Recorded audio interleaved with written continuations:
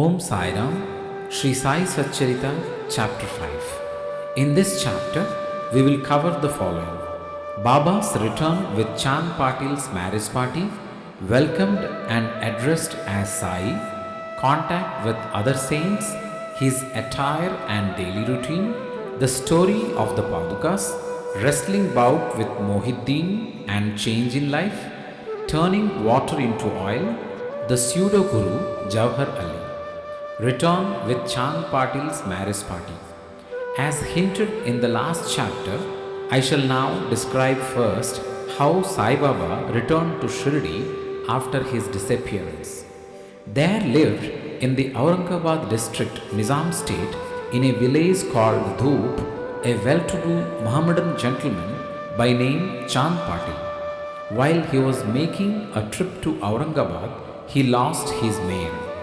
For 2 long months, he made a diligent search but could get no trace of the lost mare. After being disappointed, he returned from Aurangabad with the saddle on his back. After traveling 4 kos and a half, he came on the way to a mango tree at the foot of which sat a fakir, queer fellow. He had a cap on his head, wore kafni, long robe, and had a satka, short stick under his arm. And he was preparing to smoke a chillim pipe.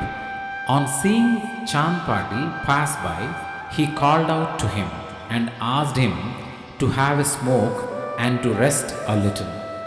The queer fellow or fakir asked him about the saddle. Chand Patil replied that it was his mare which was lost some time back.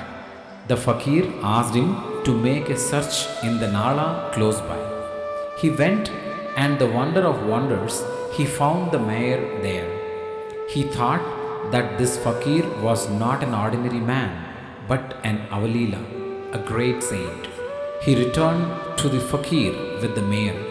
The chillim was ready for being smoked, but 2 things were wanting: fight to light the pipe and water to wet the chappi, piece of cloth through which smoke is drawn up.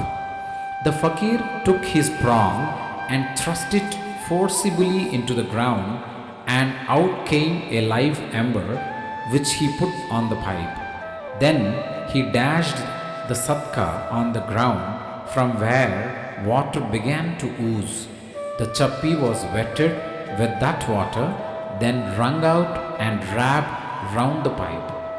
Thus, everything being complete, the fakir smoked the chillim and then gave it also to Chand Patil. On seeing all this, Chand Patil was wonderstruck. He requested the fakir to come to his home and accept his hospitality. Next day, he went to Patil's house and stayed there for some time. Patil was a village officer of Dhoop. His wife's brother's son was to be married, and the bride was from Shirdi. So, Patil made preparations to start for Shirdi for the marriage. The fakir also accompanied the marriage party. The marriage went off without any hitch. The party returned to Dhoop except the fakir, who stayed back in Shirdi and remained there forever. How the fakir got the name Sai. When the marriage party came to Shirdi, it alighted at the foot of a banyan tree in Bhagat Mahalspati's field near Khandoba's temple. The carts were loosened in the open courtyard of Khandoba's temple, and the members of the party descended one by one, and the fakir also got down. Bhagat Mahalspati saw the young fakir getting down and accosted him, "Ya Sai," welcome Sai. Others also addressed him as Sai, and henceforth he became Sai Baba. Contact with other saints. Sai Baba began to stay in a deserted masjid. One saint named Devi Das had been living in Shirdi for many years before Baba came there. Baba liked his company. He stayed with him in the Maruti temple in the Chavali, and for some time lived alone. Then came another saint by name Janki Das. Baba spent most of his time in talking with him, or Janki Das went to Baba's residence. So also one Vaishya householder saint from Puntambe by name Gangagir always frequented Shirdi. When he first saw Sai Baba carrying pitchers of water in both hands for watering the garden, he was amazed and said openly, "Blessed is Shirdi that it got this precious jewel. This man is carrying water today, but he is not an ordinary fellow. As this land, Shirdi, was fortunate and meritorious, it secured this jewel." So also one famous saint by name Anandanath of Yavala Mutt, a disciple of Akalkot Maharaj, came to Shirdi with some people. When he saw Sai Baba, he said openly, "This is a precious diamond in reality. Though he looks like an ordinary man, he is not a ordinary stone, but a diamond. You will realize this in the near future." Saying this, he returned to Yavala. This was said while Sai Baba was a youngster. Baba's dress and daily routine. In his young days, Sai Baba grew the hair on his head, never had his head shaved. He dressed like an athlete. When he went to Rahata, 3 miles from Shirdi, he brought with him small plants of marigold, jay and jui, and after cleaning them, he planted and watered them. A devotee by name Vaman Tatya supplied him daily with 2 unbaked earthen pitchers. With these, Baba himself used to water the plants. He drew water from the well and carried the pitchers on his shoulders. In the evening, the pitchers were kept at the foot of the neem tree. As soon as they were placed there, they broke, as they were made of mud and not baked. Next day, Tatya supplied 2 fresh pitchers. This course went on for 3 years, and with Sai Baba's toil and effort, there grew a garden. On this site, at present, stands the big mansion Samadhi Mandir of Baba, which is now frequented by so many devotees. The story of Paduka's footprints under the neem tree. A devotee of Akalkot Maharaj by name Bhai Krishnaji Alibagkar worshipped the photo of Akalkot Maharaj. He once thought of going to Akalkot, Sholapur district, take darshan of Paduka's footprints of the Maharaj and offer his sincere prayer there. But before he could go there, he got a vision in his dream. Akalkot Maharaj appeared in the vision and said to him, "Now Shirdi is my resting place. Go there and offer your worship." So Bhai changed his plan and came to Shirdi, worshipped Baba, stayed there for 6 months and was happy. As a reminiscence of this vision, etc., he prepared the Padukas and installed them on an auspicious day of Shravan, Shaka 1834-1912 AD, under the neem tree, with due ceremonies and formalities conducted by Dada Kelkar and Upasini. One Dikshit Brahmin was appointed for worship, and the management was entrusted to devotee Sagun. Complete version of this story. Mr. B.V. Dev, retired Mamaltadar of Thana and a great devotee of Sai Baba, made enquiries about this matter with Sagun Meru Nayak and Govind Kamalakar Dikshit, and has published a full version of the Padukas in Sai Leela Volume 11, Number 1, page 25. It runs as follows. In 1834 Shaka, 1912 AD, one Dr. Ramarao Kothare of Mumbai came to Shirdi for Baba's darshan. His compounder and his friend Bhai Krishnaji Alibagkar accompanied him. The compounder and Bhai became intimate with Sagun Meru Naik and G.K. Dikshit. While discussing things, these persons thought that there must be some memorial of Sai Baba's first advent at Shirdi and his sitting under the holy neem tree. They thought of installing Baba's padukas there and were going to make them of some rough stone. Then Bhai's friend, the compounder, suggested that if this matter was made known to his master, Dr. Ramarao Kothare, he would prepare nice padukas for this purpose. All liked this proposal and Dr. Kothare was informed of it. He came to Shirdi and drew a plan of the padukas. He went to Upasani Maharaj in Khandoba's temple and showed him his plan. The latter made many improvements, drew lotus, flowers, conch, disc, mace, etc., and suggested that the following shloka verse regarding neem tree's greatness and Baba's yogic powers be inscribed. The verse was as follows: Sada nimba vrikshasya mooladivasat sudhastravinam tiktamapiya priyam tam tarum kalpa vrikshadikam sadhyantam namami ishwaram sadgurum sainatham. Upasini's suggestions were accepted and carried out. The padukas were made in Mumbai and sent to Shirdi with compounder. Baba said that they should be installed on the Purnima, that is 15th of Shravan, on that day at 11 am. G.K. Dikshit brought them on his head from Khandoba's temple to the Dwarakamayi Masjid in a procession. Baba touched the padukas, saying that these are the feet of the Lord, and asked the people to install them at foot of the neem tree. A day earlier, one Parsi devotee of Mumbai named Pastha Sheth sent rupees 25 by money order. Baba gave the sum for the installation of the padukas. The total expenses for installation came up to rupees 100, out of which rupees 75 were collected by subscriptions.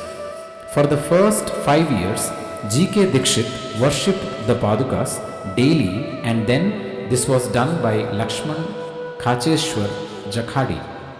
In the first 5 years, Dr. Kothare sent rupees 2 per month for lighting the lamp, and he also sent the railing round the padukas.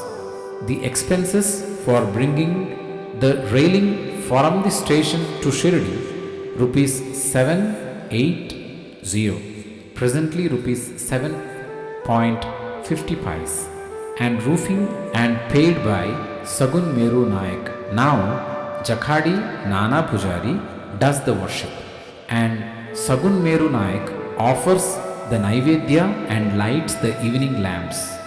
Bhai Krishnaji was originally a devotee of Akalkot Maharaj.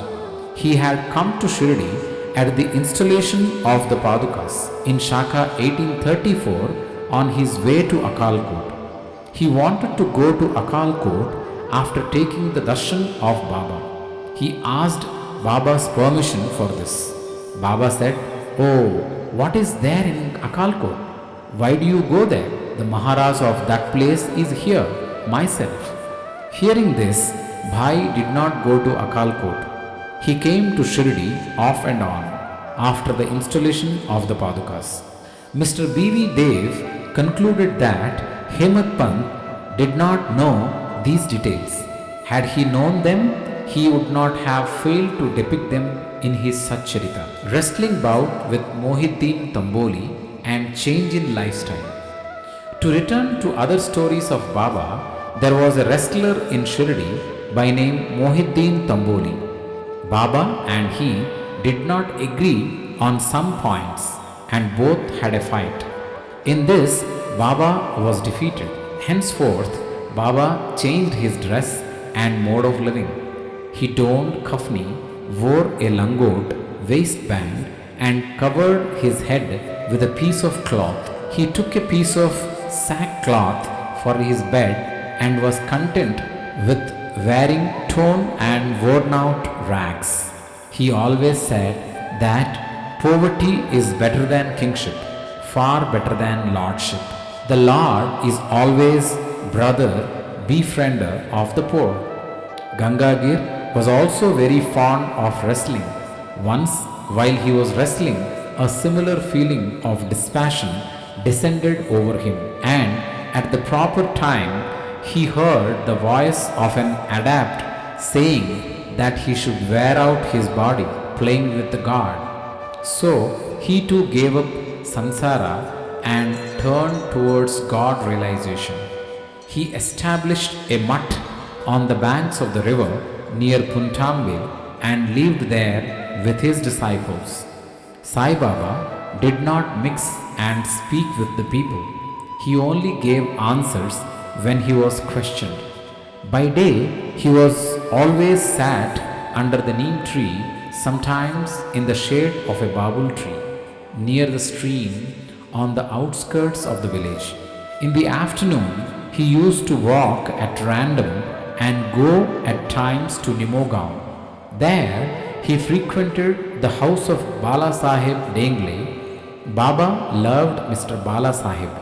His younger brother, named Nana Sahib, had no son, though he married a second wife. Bala Sahib sent Nana Sahib for taking darshan of Sai Baba, and after some time, with his grace, Nana Sahib got a son.